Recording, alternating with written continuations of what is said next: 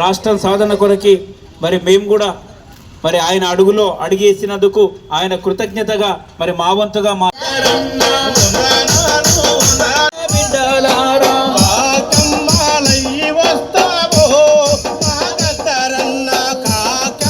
కోసం గతరన్న నిరంతరం పోరాటం చేసినటువంటి వ్యక్తి అన్న కోసం మేము ఈరోజు తాడిత పీడిత ప్రజల కోసం తన జీవితాన్ని త్యాగం చేసినటువంటి మహనీయుడు గద్దరన్న అని మీతో తెలియపరచుకుంటూ ఈరోజు గద్దరన్న మన మధ్యలో లేకపోయినా వారి రూపాన ఇక్కడ ఉన్నటువంటి ఈ పాటగాళ్ళం ఈ ఆటగాళ్ళం మా కళాకారుల రూపాన గద్దరన్న ఎక్కడో ఒక తన ఆత్మ మా మధ్యలో తిరుగుతానికి తెలియపరచుకుంటూ గద్దరన్నకు ఈరోజు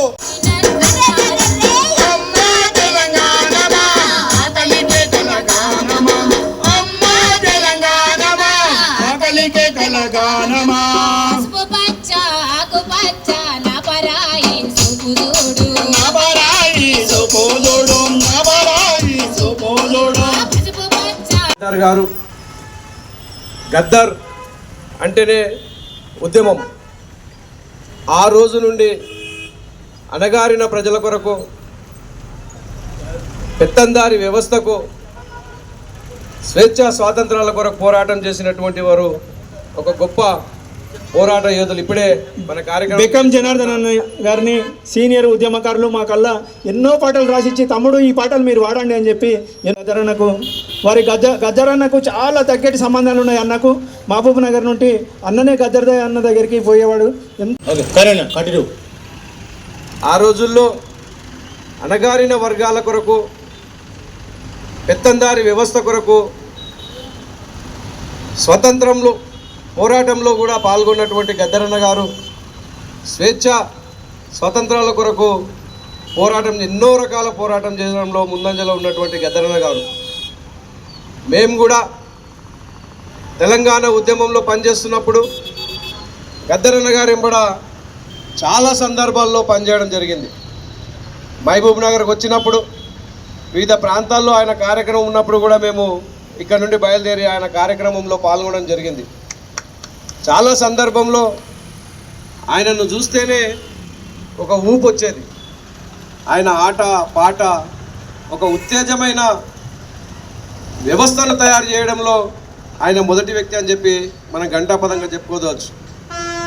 మేము చేస్తున్నటువంటి కార్యక్రమాల్లో తెలంగాణ ఐక్య కార్యాచరణ కమిటీ ద్వారా కావచ్చు, దాని తర్వాత అన్నగారు సొంతంగా తెలంగాణ ప్రజాఫ్రంట్ కార్యక్రమం సంఘం పెట్టినప్పుడు కూడా మేము ఆ వరుసలో ఆ సంఘంలో ఉండి పనిచేయడం జరిగింది. అందులో భాగంగా చాలా గ్రామాల్లో తెలంగాణ కొరకు ఆయన ఆడిన పాటలో, ఆయన పాడిన పాటలు, ఆయన ఆడిన ఆటలో మా భాగం కూడా పంచుకోవడం నిజంగా మాకు ఒక గొప్ప వరం లాంటిది. నేను ఒక చిన్న ఉదాహరణ చెప్తా. మేము కోస్గి పట్టణంలో తెలంగాణ కొరకు ఒక కార్యక్రమం ఏర్పాటు చేయడం జరిగింది. ఆ కార్యక్రమంకు నేను, మా మిత్రులు, మా సోదరుడు ఇక్కడ వెంకటేష్ ఉన్నాడు, ఒక ఆయన మా ఉద్యమ సహచరులు చనిపోవడం, మా వెంకటేశ్వర్లు చనిపోయిండు, తర్వాత మదిలేటి అన్న, తర్వాత మధుకాగుల గారు, చాలామంది ఉద్యమకారులు చనిపోవడం జరిగింది. గద్దర ఉన్న ఆ రోజు మా బెక్కెమన్న కూడా మా ఎంబడి ఉన్నారు. గద్దరన్నతో ఉన్న సంబంధాలను కొనసాగిస్తూ ఆ రోజు కార్యక్రమం ఏర్పాటు చేయడం జరిగింది. అయితే మేము మొదట్లో తిరుగుతున్నప్పుడు కోస్గిలో అసలు మీరెవరు, ఇక్కడ వచ్చి మీటింగ్ పెట్టడం ఏంది, తెలంగాణ మీటింగ్ మీరు ఇక్కడ సక్సెస్ చేస్తారా అని చెప్పారు. ఆ గ్రౌండ్ కూడా మేము ఎట్లా సెలక్షన్ చేసినామంటే దాదాపు 10-12 వేల మంది వస్తేనే ఆ గ్రౌండ్ నిలుతుంది. బస్టాండ్ ముందల, పోలీస్ స్టేషన్ ఎదురుగా కాలేజీ ముందల ఉన్నటువంటి గ్రౌండ్ ఇప్పుడు కొంచెం చిన్నగా అయింది. అది ఆ గ్రౌండ్ చూస్తే మాకు కూడా భయమైంది. అక్కడ ఉన్నటువంటి రిపోర్టర్స్, ముఖ్యంగా ఆ రోజు టీవీ9 రిపోర్టర్, అప్పట్లో అది ఫేమస్ టీవీ9, విష్ణు అనుకుంటా ఆయన రిపోర్టర్ పేరు. రేవంత్ రెడ్డి రాజ్యంలో మీరు వచ్చి ఏం చేస్తారు, మీరేం కార్యక్రమం చేస్తారు అన్నారు. మాకు కూడా కొంచెం భయమైంది మొదట్లో. కార్యక్రమం దగ్గరకు వచ్చింది.